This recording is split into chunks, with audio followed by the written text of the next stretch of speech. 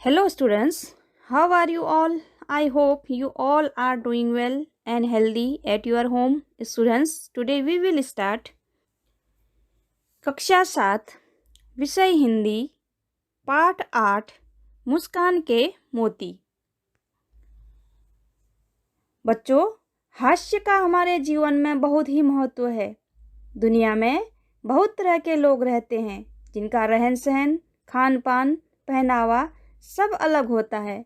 इसके बावजूद भी इंसान एक मुस्कान के जरिए एक दूसरे से जुड़े रहता है। ये मुस्कान और हंसने हंसाने की प्रवृत्ति ही दो अनजान लोगों को करीब लाती है। हंसना अपने आप में एक गुण है जो सभी विपरीत परिस्थितियों को नज़रअंदाज करके खुश रहने व आगे रहने की प्रेरणा देता है।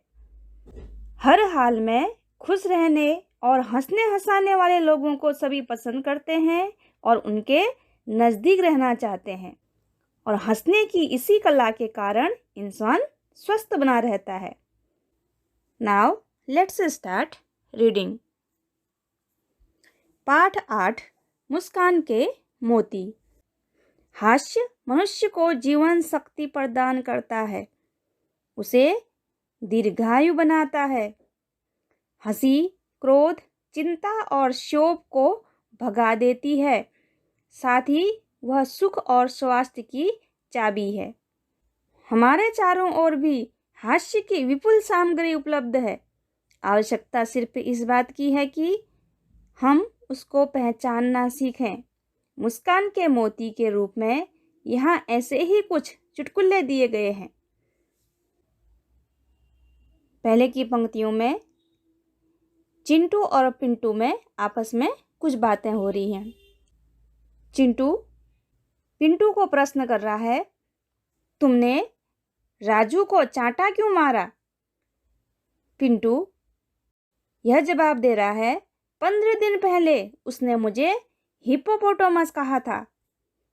तो चिंटू, तो फिर 15 दिनों के बाद आज ही क्यों मारा? पिंटू उत्तर देता है, मैंने कल ही सर्कस में हिप्पोपोटामस देखा था यार। पिंटू को मालूम नहीं है हिप्पोपोटामस किसे कहते हैं। हिप्पोपोटामस कैसा दिखता है? उसने कल ही सर्कस में हिप्पोपोटामस देखा और घर आके राजू को चांटा मार दिया।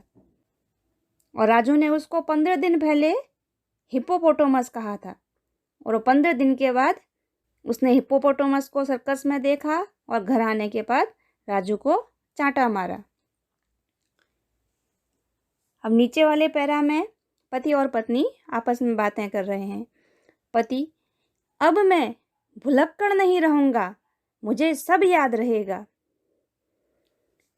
पति अपनी पत्नी को बता रहा है, अब मैं भुलक्कड़ नहीं रहूँगा, मुझे सब याद रहेगा। पत्नी, वह कैसे?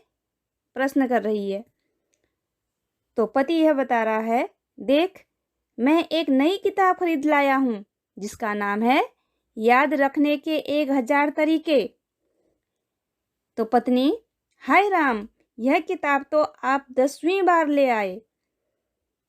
तो पत्नी बोलती है, आप एक ही किताब 10वीं बार लेके आए हैं। इस पैरा में भिखारी और एक भरत नाम के व्यक्ति में आपस में बातें हो रही हैं। भिखारी, 1 रुपया दे दो साहब। भरत नाम का व्यक्ति बोलता है कल आना। भिखारी, कल आने के चक्कर में इस मोहल्ले में मेरे लाखों रुपये फंसे हैं। तो भिखारी भरत को जवाब दे रहा है सामने से, कल आने के चक्कर में इस मोहल्ले में मेरे लाखों रुपये फंसे हैं।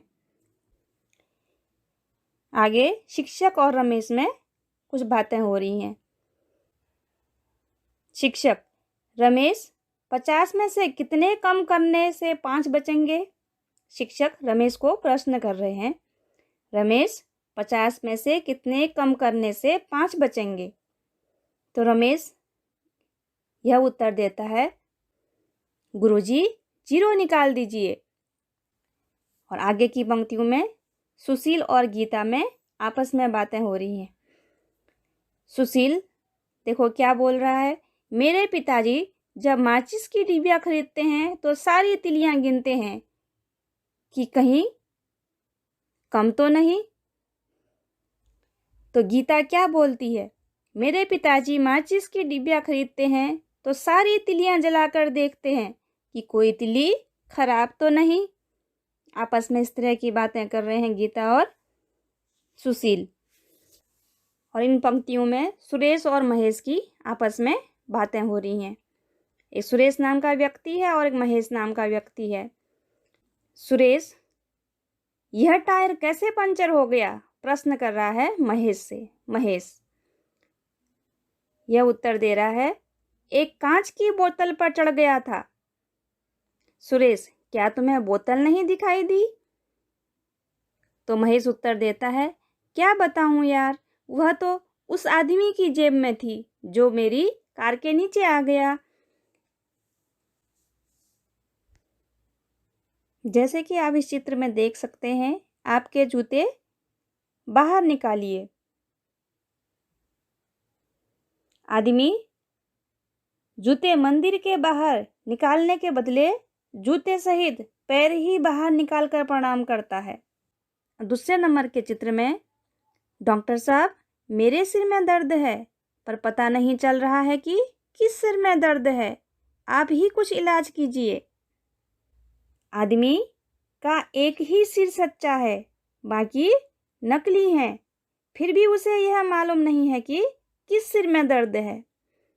तो सामने से डॉक्टर आश्चर्य में पड़ के उसकी बातें सुनकर हैं बोल रहे हैं।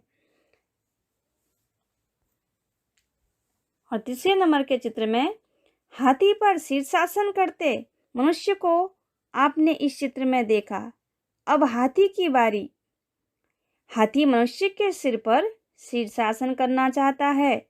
आप हाथी की इच्छा पूर्ण कीजिए और बनाइए ऐसा ही एक चित्र। जरूरत लगे तो इस चित्र को उल्टा कर आप देख सकते हैं। बच्चों, हाथी मनुष्य के सिर पर शीर्षासन करे, यह सचमुच असंभव और हास्यास्पद है। बच्चों, मुस्कान के मोती पाठ के माध्यम से आपने कुछ चुटकुले पढ़े। कहते हैं एक जोरदार ठहाका तंदुरुस्ती के लिए एक अच्छी खुराक बन जाता है। सचमुच हास्य किसी टॉनिक से कम नहीं होता। अच्छे चुटकुले सुनकर दुख दर्द छूमंतर हो जाते हैं। इस पाठ में कुछ ऐसे ही चुटकुले दिए गए हैं।